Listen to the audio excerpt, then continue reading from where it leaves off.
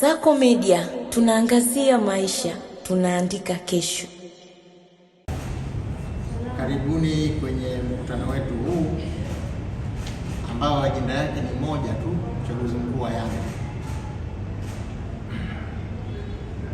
Kama mnakumbuka, tarehe 12 mwezi wa 6 mwaka 2026 tulikuwa hapa tukafanya mkutano ambao ulizindua mchakato wa uchaguzi wa matawi. Uchaguzi ule ulitakiwa kuanza tarehe 13 mpaka tarehe 26 mwezi huu. Kwa hiyo tunavyoongea, kuna matawi mpaka sasa yameshafanya uchaguzi, mengine yanaendelea, mengine bado hayajamaliza. Kwa hiyo walitakiwa kumaliza tarehe 26 na watuletee majina tarehe 27 mwezi huu wa 6.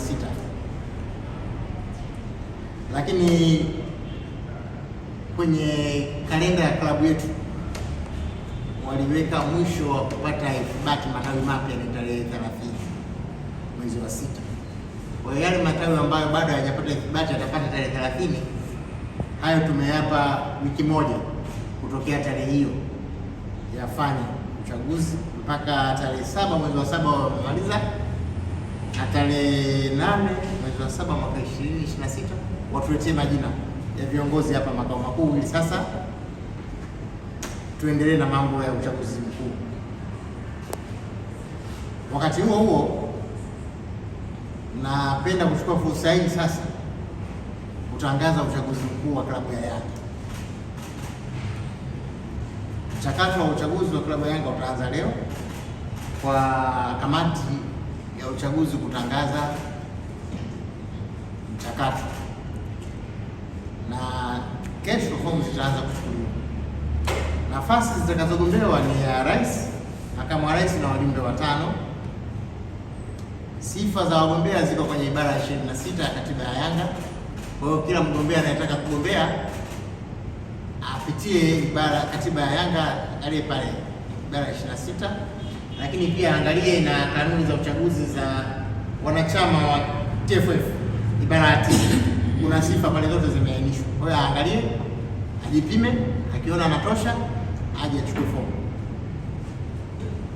Fomu ya rais itatolewa kwa shilingi 200,000, rais na makamu wa rais kwa shilingi 200,000.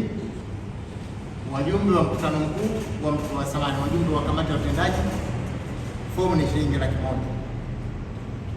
Utalipa pesa kwenye akaunti ya Yanga ambayo itatolewa kwenye matangazo, alafu unachukua fomu, unarudisha na deposit slip.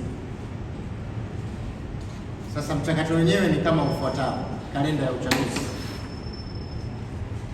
leo tarehe 24 mwezi wa 6 mwaka 2026 ndio tunatangaza mchakato kwanza. Tarehe 25 mwezi wa 6 mpaka tarehe 29 mwezi wa 6 mwaka 2026 kuchukua na kurudisha fomu za kuomba uongozi. Mpaka tarehe 1 mwezi wa 7 mwaka 2026 kikao cha mchujo wa awali kitafanyika na tutabandika majina yanayopita kwenye mchujo wa awali. Tutawajulisha wajumbe kwa njia ya barua na matangazo mengine. Tarehe 2 mwezi wa 7 tutachapisha kwenye mbao za matangazo na kuweka hizo orodha. Tarehe 3 mpaka tarehe 5 mwezi wa 7 2026 ni kipindi cha kugombea, kipindi cha kupokea mapingamizi yaliyowekwa na wagombea. Tarehe 6 mpaka tarehe 8 mwezi wa 7 kamati ya uchaguzi itapitia mapingamizi yote na kufanya usahihi kwa wagombea. Tarehe 9 mpaka tarehe 10 mwezi wa 7 kamati ya uchaguzi itatangaza majina ya waliopita kwenye usahihi kwenye mbao za matangazo. Tarehe 11 mpaka 13 mwezi wa 7 2026 Sekretarieti ya maadili, kama itakuwa na masuala ya kimaadili kwa wagombea, itawasilisha hayo masuala kwenye kamati ya uchaguzi ili tuweze kuyafanyia kazi. Tarehe 14 mpaka 16 mwezi wa 7 ni kipindi cha wagombea kukata rufaa kama hawajaridhika na maamuzi ya kamati ya uchaguzi. Watakata rufaa kwenda kwenye kamati ya uchaguzi ya TFF, kwa sababu kamati hii juu yake kuna kamati ya TFF, ndio rufaa zinakwenda pale. Yaani kamati ya rufaa ya TFF, sio kamati ya uchaguzi ya TFF.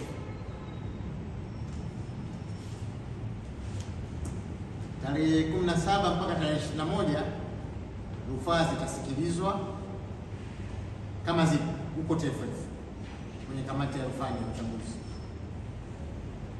Tarehe 22 mpaka 23 mwezi wa 7 wagombea na kamati ya uchaguzi kujulishwa uamuzi wa rufaa na kamati ya rufaa ya uchaguzi ya TFF kama zitakuwepo.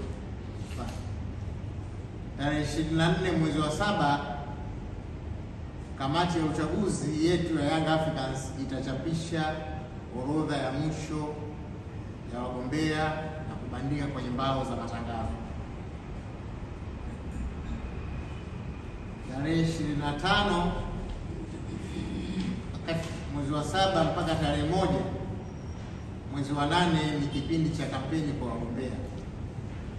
Tarehe 2 mwezi wa 8 mwaka 2026 ndio siku ya uchaguzi mkuu wa klabu ya Young Africans. Asanteni sana.